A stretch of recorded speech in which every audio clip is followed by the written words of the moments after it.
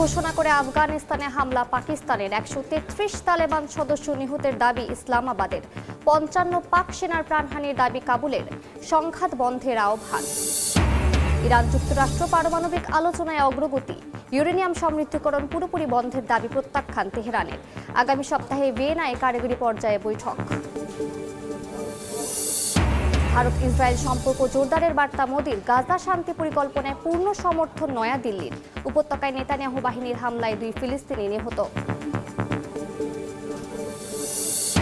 এবং যুক্তরাষ্ট্রে কলাম্বিয়া বিশ্ববিদ্যালয়ে আইসিইর অভিযানে শিক্ষার্থী আটক প্রতিবাদে ব্যাপক বিক্ষোভ নিউ ইয়র্ক সিটি মেয়র মামদানির হস্তক্ষেপে মুক্তি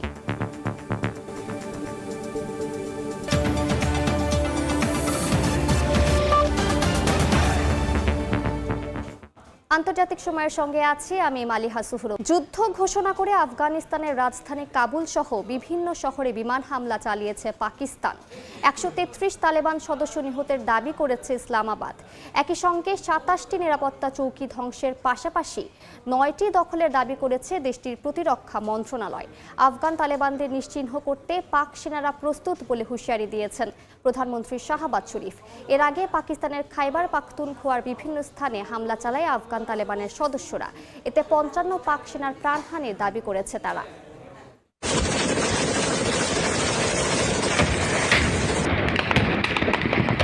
স্থানীয় সময় শুক্রবার ভোরে আফগানিস্তানের রাজধানী কাবুল সহ বিভিন্ন শহরে অপারেশন গজব-লিল হক নামে সামরিক অভিযান চালায় পাকিস্তান যুদ্ধ ঘোষণা করে দেশটির বিমান বাহিনীর হামলায় বহু তালেবান সদস্য হতাহত হয়েছে বলে দাবি করে ইসলামাবাদ এছাড়া ২৭টি নিরাপত্তা চৌকি ধ্বংসের পাশাপাশি ৯টি দখলের দাবি করেছে দেশটির প্রতিরক্ষা মন্ত্রণালয় ধ্বংস করা হয়েছে ৮০টিরও বেশি ট্যাঙ্ক কামান পাকিস্তানের প্রধানমন্ত্রী শাহবাজ শরীফ এক্সে এক পোস্টে দেশ রক্ষায় কোনো আপোষ করা হবে না বলে হুঁশিয়ারি দেন বলেন প্রতিটি আক্রমণের উচিত জবাব দেওয়া হবে যে কোনো হামলা নস্যাতে সেনাবাহিনী প্রস্তুত উল্লেখ করে পুরো দেশ তাদের পাশে রয়েছে বলে জানান তিনি প্রেসিডেন্ট আসিফ আলী জারদারিও সশস্ত্র বাহিনীর প্রতিক্রিয়া ব্যাপক বলে জানান এর আগে বৃহস্পতিবার পাকিস্তানের খাইবার পাখতুনখোয়ার বিভিন্ন স্থানে হামলা চালায় আফগান তালেবান এসব হামলায় অর্ধশতাধিক পাক সেনা নিহতের দাবি করে তালেবান সদস্যরা পাশাপাশি কয়েকজন সেনাকে অপহরণের কথাও জানানো হয় আফগান তালেবানের মুখপাত্র জানান গেল সপ্তাহে পাকিস্তানের নানগারহার ও পাকতিয়া প্রদেশে ইসলামাবাদের বিমান হামলার জবাবে এই আক্রমণ চালানো হয় অভিযানের সময় পাকিস্তানের 2টি সামরিক ঘাঁটি ও 19টি চেকপোস্ট দখল করা হয়েছে বলে জানায় আফগান প্রতিরক্ষা মন্ত্রণালয়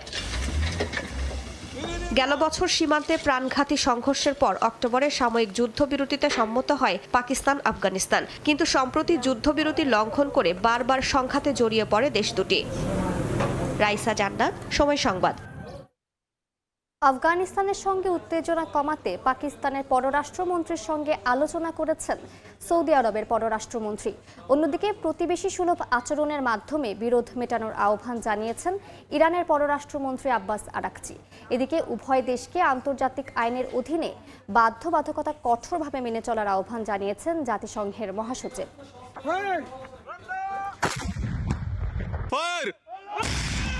ইসলামাবাদ ও কাবুলের মধ্যকার উত্তেজনা কমাতে সৌদি আরব ও পাকিস্তানের মধ্যে আলোচনা হয়েছে সৌদি পররাষ্ট্রমন্ত্রী ফয়সাল বিন ফারহান আল সৌদ পাক পররাষ্ট্রমন্ত্রীর সঙ্গে ফোনে কথা বলেছেন সৌদি পররাষ্ট্র মন্ত্রণালয় শুক্রবার এক বিবৃতিতে এ তথ্য নিশ্চিত করেছে এদিকে সংলাপের মাধ্যমে বিরোধ মেটানোর আহ্বান জানিয়েছে ইরান আল জাজিরার বরাতে জানা যায় আফগানিস্তান ও পাকিস্তানকে তাদের মধ্যকার বিদ্যমান মতপার্থক্য সংলাপ এবং সুপ্রতিবেশী সুলভ আচরণের মাধ্যমে সমাধান করার আহ্বান জানান ইরানের পররাষ্ট্রমন্ত্রী আব্বাস আরাকচি পবিত্র রমজান মাসে সংযম ও ইসলাম ধর্মের সংহতির গুরুত্ব তুলে ধরে আরাকচি এই আহ্বান জানান জাতিসংঘের মহাসচিব আন্তোনিও গুতেরেস উভয় দেশকে আন্তর্জাতিক আইনের অধীনে তাদের বাধ্যবাধকতা কঠোরভাবে মেনে চলার আহ্বান জানিয়েছেন এদিকে সীমান্ত সংঘর্ষ ও প্রাণঘাতী বিমান হামলার প্রেক্ষাপটে সংলাপের আহ্বান জানিয়েছেন জাতিসংঘের মানবাধিকার বিষয়ক high commissioner Volker Turk Arjita Shehzin সময় সংবাদ ইরান যুক্তরাষ্ট্র পারমাণবিক আলোচনায় গুরুত্বপূর্ণ অগ্রগতি হয়েছে বলে জানিয়েছেন ওমানের পররাষ্ট্রমন্ত্রী বদর আল বুসাদি উভয় দেশ আবারও আলোচনায় বসবে বলে জানান তিনি ইরানের রাষ্ট্রীয় গণমাধ্যম জানায় আলোচনায় ইউরেনিয়াম সমৃদ্ধকরণ পুরোপুরি বন্ধের দাবি প্রত্যাখ্যান করেছে তেহরান আগামী সপ্তাহে ভিয়েনায় কারিগরি পর্যায়ে বৈঠক অনুষ্ঠিত হওয়ার কথা রয়েছে জেনেভায় যুক্তরাষ্ট্র ও ইরানের মধ্যে পারমাণবিক কর্মসূচি নিয়ে আলোচনায় গুরুত্বপূর্ণ অগ্রগতি হয়েছে বলে জানিয়েছেন ওমানের পররাষ্ট্রমন্ত্রী বদর আল বুসাইদি। দুই দেশই নিজেদের রাজধানীতে পরামর্শ শেষে পুনরায় আলোচনায় বসবেন বলে জানান তিনি। আগামী সপ্তাহে ভিয়েনায় কারিগরি পর্যায়ে বৈঠক অনুষ্ঠিত হওয়ার কথা রয়েছে, তবে এ বিষয়ে তাৎক্ষণিক কোনো মন্তব্য করেননি দুই দেশের কর্মকর্তারা। আলোচনায় ইরানি প্রতিনিধি দলের নেতৃত্ব দেন পররাষ্ট্রমন্ত্রী আব্বাস আরাকচি। মার্কিন পক্ষের নেতৃত্বে ছিলেন বিশেষ দূত স্টিভ উইটকফ এবং ট্রাম্পের জামাতা জ্যারেড কুশনার। ইরানের রাষ্ট্রীয় গণমাধ্যম জানায় তেহরান শান্তিপূর্ণ পারমাণবিক জ্বালানি কর্মসূচির অধিকার পুনর্ব্যক্ত করেছে। নিজেদের ভূখণ্ডে ইউরেনিয়াম সমৃদ্ধকরণ পুরোপুরি বন্ধ কিংবা মজুদ বিদেশে পাঠানোর দাবি প্রত্যাখ্যান করেছে। তবে ধারণা করা হচ্ছে নিষেধাজ্ঞা প্রত্যাহারের বিনিময়ে কিছু ছাড় দেওয়ার প্রস্তাব দেওয়া হয়েছে।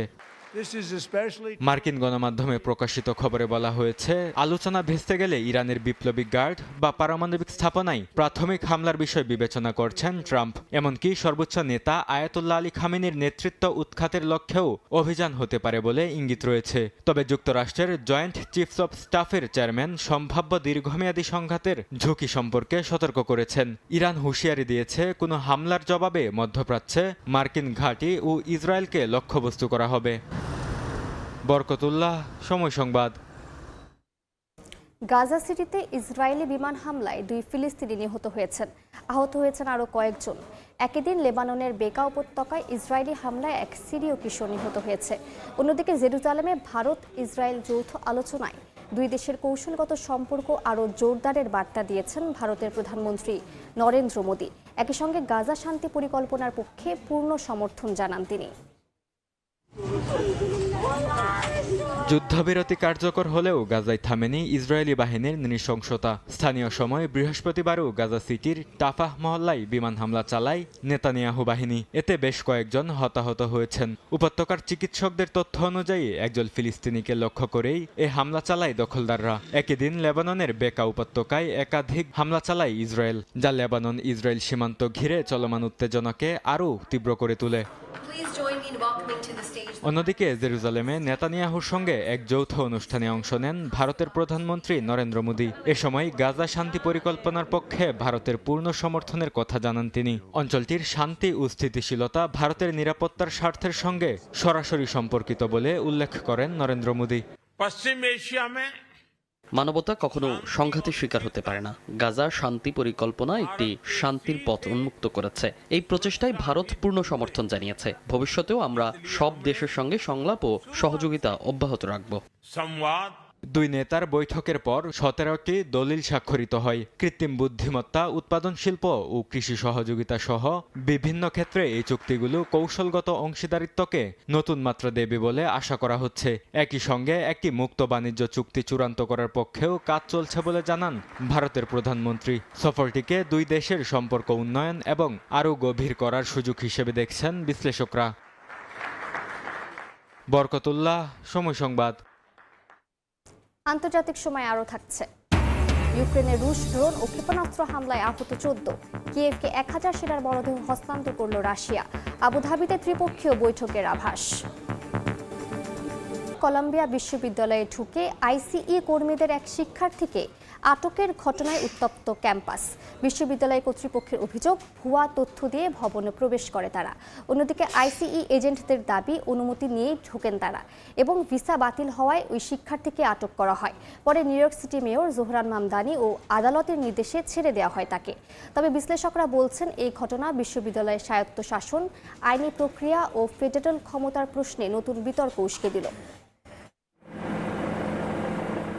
স্থানীয় সময় বৃহস্পতিবার ভোরে যুক্তরাষ্ট্রের হোমল্যান্ড সিকিউরিটির এজেন্টরা কলম্বিয়া বিশ্ববিদ্যালয়ের আবাসিক ভবনে ঢুকে আজারবাইজান থেকে আসা শিক্ষার্থী এলমিনা আগায়েভাকে আটক করে। বিশ্ববিদ্যালয়ের ভারপ্রাপ্ত প্রেসিডেন্ট জানান, নিখোঁজ ব্যক্তিকে সন্ধানের কথা বলে প্রবেশ করে তারা, অথচ এ ধরনের এলাকায় ঢুকতে বিচারিক ওয়ারেন্ট প্রয়োজন। সংস্থাটি এমন অভিযোগ অস্বীকার করে জানায়, ভবন ব্যবস্থাপক ও রুমমেট অনুমতি দিয়েছিলেন তাদের। হোমল্যান্ড সিকিউরিটি বিভাগ জানায়, ইমিগ্রেশন অ্যান্ড কাস্টমস এনফোর্সমেন্ট আইসিই কর্মীরা ওই শিক্ষার্থীকে আটক করেছে, কারণ তার শিক্ষার্থী ভিসা 2016 সালেই বাতিল হয়েছিল। তবে আগায়েভার আইনজীবীরা ম্যানহাটন ফেডারেল কোর্টে দাবি করেন, তাকে অযৌক্তিকভাবে আটক রাখা হয়েছে। ঘটনার পরই ক্যাম্পাসে বিক্ষোভ করেন শিক্ষার্থী ও অধিকার কর্মীরা। ওয়ারেন্ট ছাড়া প্রবেশ নয় ও শিক্ষার্থীরা অপরাধী নয় স্লোগানে সমাবেশ করেন বিশ্ববিদ্যালয় চত্বরে। ট্রাম্প প্রশাসনের অভিবাসন নীতির বিরুদ্ধে বিশ্ববিদ্যালয় কর্তৃপক্ষের কাছেও শক্ত অবস্থান নেয়ার দাবি তোলেন তারা। এদিকে দ্বিতীয়বার নিউ ইয়র্ক সিটির mayor Zohran Mamdani president Donald ট্রাম্পের সঙ্গে দেখা করেন। পরে তিনি জানান ওই শিক্ষার্থীকে মুক্তি দেয়া হবে। কয়েক ঘন্টার মধ্যেই মুক্তি পান আগায়েভা। বিশ্লেষকদের মতে এই ঘটনা বিশ্ববিদ্যালয়ের স্বায়ত্তশাসন, আইনি প্রক্রিয়া ও ফেডারেল ক্ষমতার প্রশ্নে নতুন বিতর্ক উস্কে দিল। অর্জিতা শেহজিন, সময় সংবাদ। থাইল্যান্ডের সমুদ্র উপকূলে চলছে যৌথ সামরিক মহড়া কোবরা গোল্ড। যুক্তরাষ্ট্রসহ 30 দেশের সেনাদের যৌথ অংশগ্রহণে এই মহড়া পরিচালিত হচ্ছে। এদিন স্থল, নৌ ও আকাশপথে সমন্বিত হামলা ও প্রতিরক্ষা অনুশীলনে দেখানো হয় পূর্ণাঙ্গ যুদ্ধ প্রস্তুতি। ইন্দো প্যাসিফিক অঞ্চলে চীনা প্রভাব কমাতে এই মহড়া বলে ধারণা করা হচ্ছে।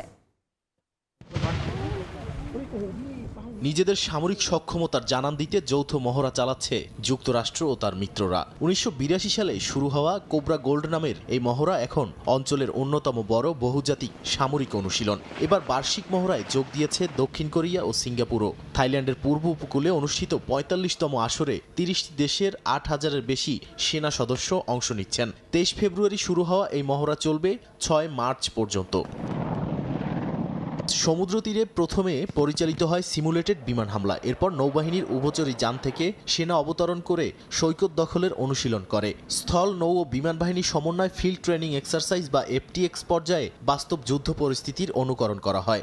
সেনারা ধোঁয়ার আড়ালে এগিয়ে প্রতিরক্ষা ও আক্রমণ কৌশল প্রদর্শন করে।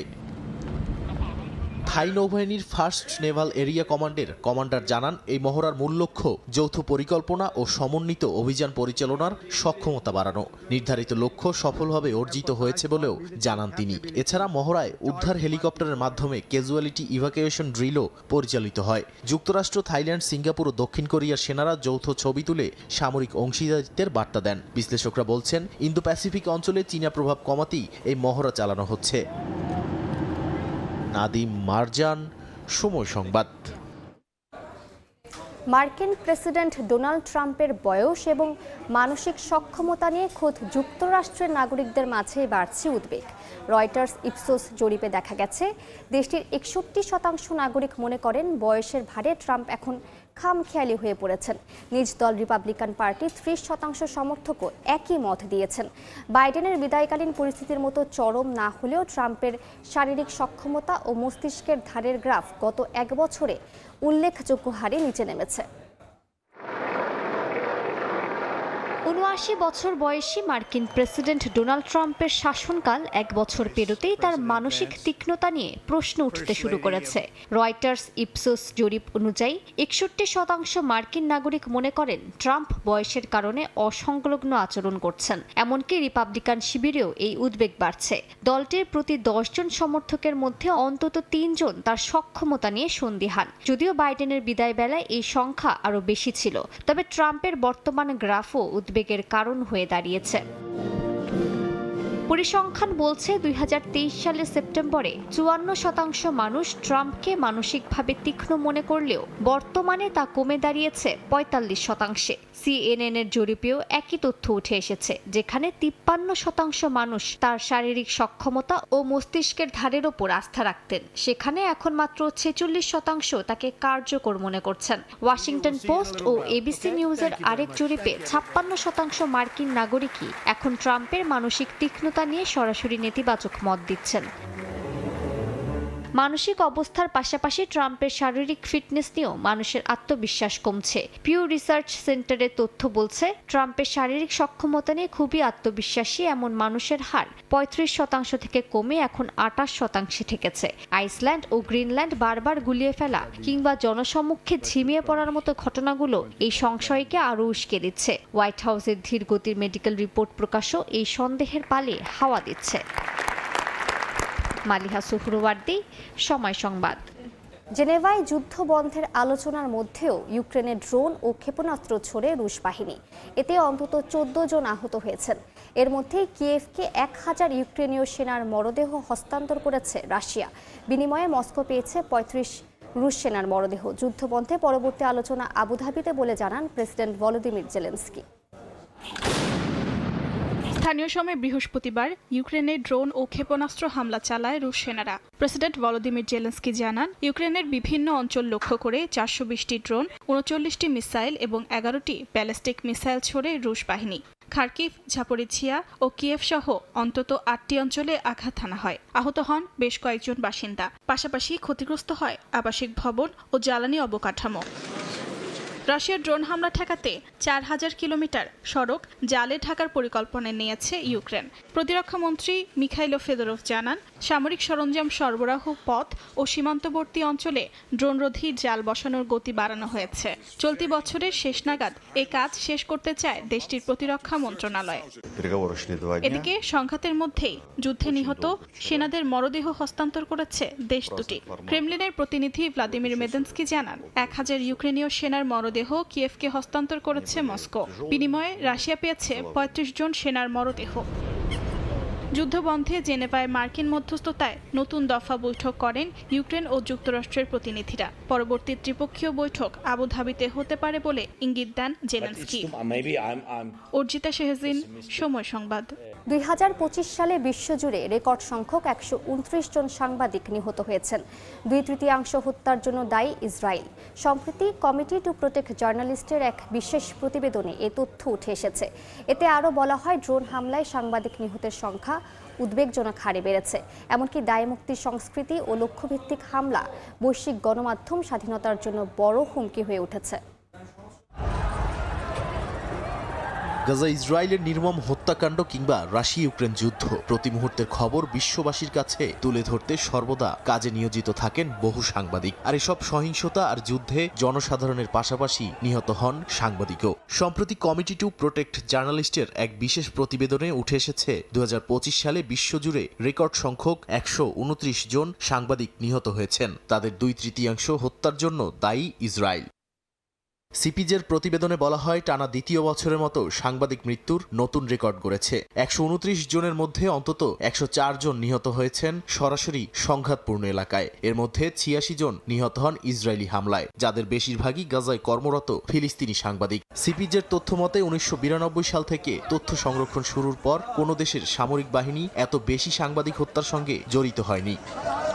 লক্ষ্যভিত্তিক হত্যার ঘটনায় 47টি কেস হত্যাকাণ্ড হিসেবে নথিভুক্ত করেছে সিপিজে, যার 81% জন্য ইসরায়েলকে দায়ী করা হয়েছে। প্রতিবেদনে বলা হয়, আন্তর্জাতিক মানবাধিকার আইনে সাংবাদিকরাও বেসামরিক নাগরিক, তাই তাদের ইচ্ছাকৃতভাবে টার্গেট করা যুদ্ধাপরাধের শামিল। তবু অধিকাংশ ঘটনায় স্বচ্ছ তদন্ত না হওয়ায় কাউকেই জবাবদিহির আওতায় আনা হয়নি। দায়মুক্তির এই সংস্কৃতির কারণে ভবিষ্যতে হামলার ঝুঁকি আরও বেড়ে যাচ্ছে। ড্রোন হামলায়ও সাংবাদিক নিহতের প্রবণতা আশঙ্কাজনকভাবে বেড়েছে। 2023 সালে যেখানে এ ধরনের মৃত্যু ছিল মাত্র 2টি, সেখানে 2025 সালে তা বেড়ে দাঁড়ায় 39-এ। গাজায় 28 জন, সুদানে 5 জন, ইউক্রেনে 4 জন সহ বিভিন্ন সংঘাতে ড্রোন ব্যবহার করে সাংবাদিকদের টার্গেট করা হয়েছে। সিপিজির মতে, দুর্নিয়ন্ত্রিত ও নির্ভুল আঘাত হানতে সক্ষম ড্রোন এখন সাংবাদিকদের জন্য নতুন বড় হুমকি হয়ে উঠেছে। বাংলাদেশ সহ বিভিন্ন দেশে সাংবাদিকরা হত্যা ও সহিংসতার শিকার হয়েছেন। দুর্বল আইনের শাসন, রাজনৈতিক প্রভাব ও সংঘবদ্ধ অপরাধ চক্রের দৌরাত্ম্য এসব হত্যাকাণ্ডে ভূমিকা রাখছে। সিপিজের প্রধান জোডি গিন্সবার্গ সতর্ক করে বলেছেন, সাংবাদিকদের উপর হামলা গণমাধ্যমের স্বাধীনতার জন্য বড় হুমকি। সাংবাদিকদের নিরাপত্তা নিশ্চিত ও আন্তর্জাতিক তদন্ত কাঠামো গড়ে তোলার আহ্বান জানিয়েছে সংস্থাটি। নাদিম মারজান, সময় সংবাদ। আগামী 5 মার্চ নেপালের সাধারণ নির্বাচনের ভোট গ্রহণ। রক্তক্ষয়ী আন্দোলনের মুখে সাবেক প্রধানমন্ত্রী কেপি শর্মা ওলির সরকারের পতনের পর এটি প্রথম জাতীয় নির্বাচন। 275 সদস্যের আইনসভা গঠনে ভোট দেবেন প্রায় 1,90,00,000 নাগরিক। প্রতিদ্বন্দ্বিতা করছেন 3,400-র বেশি প্রার্থী। এবারের নির্বাচনে জেনজি ভোটারদের আকৃষ্ট করতে প্রচারণার ক্ষেত্রে প্রার্থীদের জন্য সামাজিক মাধ্যম হয়ে উঠেছে অন্যতম ভরসা। এখন পর্যন্ত দেশটিতে জনপ্রিয়তায় এগিয়ে আছেন সাবেক র্যাপার বালেন্দ্র শাহ। আগামী 5 মার্চ জাতীয় নির্বাচন ঘিরে নেপালে চলছে ভোটের প্রস্তুতি। প্রচারণায় ব্যস্ত সময় পার করছেন প্রার্থীরা। নির্বাচনী ইশতেহারে বড় দলগুলো দিচ্ছেন কর্মসংস্থান সংকট ও বিদেশমুখী শ্রম প্রবাহ কমানোর প্রতিশ্রুতি। 2025 সালের সেপ্টেম্বরে জেনজিদের নেতৃত্বে রক্তক্ষয়ী দুর্নীতি বিরোধী আন্দোলনে কেপি শর্মা ওলি সরকারের পতনের পর এটি হবে দেশটির প্রথম সাধারণ নির্বাচন। 275 সদস্যের আইনসভা গঠনে ভোট দেবেন প্রায় 1,90,00,000 নাগরিক। তাদের মধ্যে 8 লাখ ভোটার রয়েছেন যারা এবারই ভোটার হয়েছেন। ফার্স্ট পাস্ট দ্য পোস্ট এবং আনুপাতিক প্রতিনিধিত্ব এই দুই পদ্ধতির সমন্বয়ে 275 জন সংসদ সদস্য নির্বাচিত হবেন। প্রতিদ্বন্দ্বিতা করছেন 3,400-র বেশি প্রার্থী। এবারের নির্বাচনে আলোচনায় রয়েছে বেশ কয়েকটি রাজনৈতিক দল। এর মধ্যে সাবেক র্যাপার বালেন্দ্র শাহর স্বতন্ত্র পার্টি অন্যতম। 2022 সালের সবশেষ সাধারণ নির্বাচনে চতুর্থ হয়েছিল। বিশ্লেষকদের মতে এবার দলটি অনেক ভালো ফল করতে পারে। শাহকে দলটির সম্ভাব্য প্রধানমন্ত্রী প্রার্থী হিসেবে দেখা যাচ্ছে। নেপালি কংগ্রেসও আরেকটি শক্ত প্রতিদ্বন্দ্বী। দলটি সাবেক প্রধানমন্ত্রী শের বাহাদুর দেউবাকে সরিয়ে 49 বছর বয়সী গগন থাপাকে নেতা নির্বাচিত করেছে। ভোটের মাঠে অন্য প্রধান খেলোয়াড়দের মধ্যে রয়েছে অলির দল কমিউনিস্ট পার্টি অব নেপাল, যা গত নির্বাচনে সর্বাধিক আসন জিতেছিল, এবং সাবেক মাওবাদী নেতা প্রচণ্ড নেতৃত্বাধীন নেপালি কমিউনিস্ট পার্টি। গণমাধ্যম বলছে নেপালের ঝাপা জেলার 5টি সংসদীয় আসনের একটি ঝাপা 5, যা সাবেক প্রধানমন্ত্রী কেপি ওলির শক্ত ঘাঁটি। কিন্তু এবার সেখানে কাঠমান্ডুর সাবেক মেয়র ও সম্ভাব্য প্রধানমন্ত্রী বালেন্দ্র শাহ প্রতিদ্বন্দ্বিতা করছেন। ফলে আসনটি গুরুত্বপূর্ণ নির্বাচনী লড়াইয়ের ক্ষেত্রে পরিণত হয়েছে। নির্বাচনে জেনজিদের ভোটকে গুরুত্বের সঙ্গে দেখা হচ্ছে। তাদের লক্ষ্য করেই বদলানো হয়েছে নির্বাচনী কৌশল। ফেসবুক, টিকটক ও ইউটিউব কেন্দ্রিক প্রচারণা এখন প্রার্থীদের মূল ভরসা। কম খরচে দ্রুত পৌঁছানো ও তাৎক্ষণিক প্রতিক্রিয়া পাওয়ার সুবিধাই ডিজিটাল মাধ্যমকে এগিয়ে দিচ্ছে। ফলে মাঠের পোস্টার, লিফলেটের দৃশ্যমান উপস্থিতি কমেছে চোখে পড়ার মতো। নির্বাচনী ব্যানার পোস্টারের অর্ডার কমে যাওয়ায় কিছুটা হতাশ ব্যবসায়ীরা। রাইসা জান্নাত, সময় সংবাদ। দেখছেন আন্তর্জাতিক সময়। পবিত্র রমজানের সন্ধ্যায় আলো, ঐতিহ্য আর উৎসবের আবহে মুখর সৌদি আরবের জেদ্দার প্রাচীন শহর আল বালাদ। মিনারের ছায়ায় আলোকিত বারান্দার নিচে জমে উঠেছে ইফতার সেহরির আড্ডা। অলিতে গলিতে দেখা মেলে রং বেরঙের কিয়েস্ক বা ছোট ছোট খাবারের দোকানের। ঐতিহাসিক তাৎপর্যে ভরপুর পুরানো নগরীতে যেন ফিরে এসেছে নতুন স্পন্দন।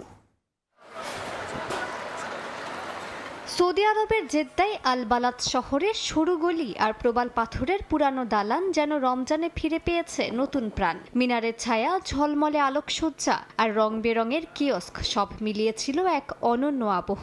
ইফতারের সময় ঘনিয়ে এলে পরিবার পরিজন নিয়ে হাজির হন স্থানীয়রা। রমজানের সন্ধ্যায় আল বালাদের পথে পথে খাবারের সুবাস যেন বাতাসে মিশে গেছে। খেজুর আর আরবি কফি দিয়ে ইফতার শুরু করেন স্থানীয়রা। ছোট ছোট দোকানগুলোতে বিক্রি হচ্ছে গরম সাম্বুসা, কাবাব আর মচমচে ফালাফাল। কোথাও বড় হাঁড়িতে রান্না হচ্ছে সুগন্ধি ভাত, মাংস, আবার কোথাও গ্রিলে সেকা মাংসের টুকরো পরিবেশন করা হচ্ছে গরম রুটির সঙ্গে। মিষ্টান্নের স্টলে সাজানো কুনাফা, বাকলাভা আর নানা ধরনের আরবি মিষ্টি। বিক্রেতারা জানিয়েছেন আগের চেয়ে স্থানীয়দের উপস্থিতি এবার বেশি। উৎসবের আমেজে ক্রেতারা পরস্পরের প্রতি সহানুভূতিশীল আচরণ করছেন বলেও সন্তুষ্টি প্রকাশ করেছেন এই ব্যবসায়ীরা। ঐতিহাসিক জেদ্দা এলাকায় এবারের উপস্থিতি সত্যি চমৎকার ছিল। আয়োজন অত্যন্ত সুশৃঙ্খল হয়েছে। ভিড় নিয়ন্ত্রিত, অতিরিক্ত চাপ নেই। মানুষজন খুবই সহানুভূতিশীল এবং বুঝদার আচরণ করছেন। সত্যি বলতে আয়োজন ও উপস্থিতি দুটোই দারুণ। দর্শনার্থীরা বলছেন রমজানে আল বালাদে আসা নতুন কিছু না, এ এক প্রজন্মান্তরের ঐতিহ্য। শৈশবের স্মৃতি আর পূর্বপুরুষের উত্তরাধিকার বাঁচিয়ে রাখতে সরকারি সংরক্ষণ প্রচেষ্টা গুরুত্বপূর্ণ বলেও জানান তারা। এই পুরনো বাড়িগুলো অত্যন্ত সুন্দর। ঐতিহাসিক এলাকা সংরক্ষণে রাষ্ট্র ব্যাপক গুরুত্ব দিয়েছে, যা সত্যিই প্রশংসনীয়। আর সেটাই আমাদের আকর্ষণ করেছে। এটি মানুষকে ইতিহাস সংরক্ষণে আরো উৎসাহিত করবে। 2014 সালে ইউনেস্কো জেদ্দার ঐতিহাসিক এ নগরীকে বিশ্ব ঐতিহ্যের স্বীকৃতি দেয়। আধুনিক বাণিজ্য কেন্দ্র হিসেবে পরিচিত জেদ্দা এখন ঐতিহ্যভিত্তিক পর্যটনেও জোর দিচ্ছে, যা সৌদি ভিশন 2030-এর সাংস্কৃতিক পুনর্জাগরণ পরিকল্পনার অংশ।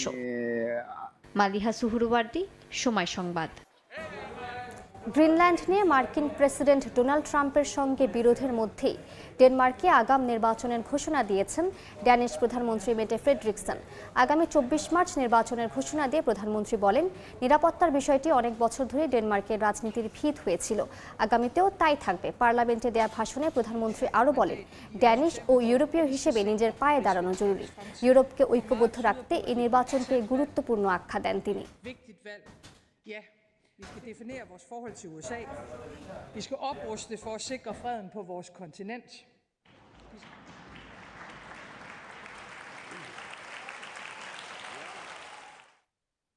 ব্রাজিলের মিনাস জেরাইসে বন্যা ও ভূমিধসে মৃতের সংখ্যা বেড়ে 59 জনে দাঁড়িয়েছে। এখনও নিখোঁজ রয়েছেন বেশ কয়েকজন। দমকল বাহিনীর আশঙ্কা, নিখোঁজদের জীবিত পাওয়ার সম্ভাবনা খুবই কম। টানা ভারী বৃষ্টিতে নদ নদী উপচে পড়ে বিস্তীর্ণ এলাকা প্লাবিত হওয়ায় প্রায় 3600 বাসিন্দা ঘরছাড়া হয়েছেন। স্থানীয় মেয়র জানান, সোমবার থেকে এ পর্যন্ত অন্তত 20টি ভূমিধসের ঘটনা ঘটেছে। ঝুঁকিপূর্ণ পাহাড়ি বসতিতে দীর্ঘদিন সরকারি সহায়তা না পাওয়ার অভিযোগ করেছেন বাসিন্দারা।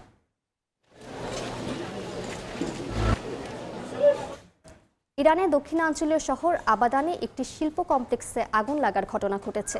দেশটির রাষ্ট্রীয় গণমাধ্যম জানিয়েছে, স্থানীয় সময় বৃহস্পতিবার প্লাস্টিকের কাঁচামাল তৈরির একটি কারখানায় আগুন লাগে। দ্রুত তা ছড়িয়ে পড়ে। ঘন কালো ধোঁয়ায় ঢেকে যায় আকাশ। তবে এখন পর্যন্ত হতাহতের কোনো খবর পাওয়া যায়নি। জরুরি সেবাকর্মীরা ঘটনাস্থলে পৌঁছে আগুন নিয়ন্ত্রণে আনেন এবং পুরো এলাকা তল্লাশির পাশাপাশি নিরাপত্তা জোরদার করা হয়।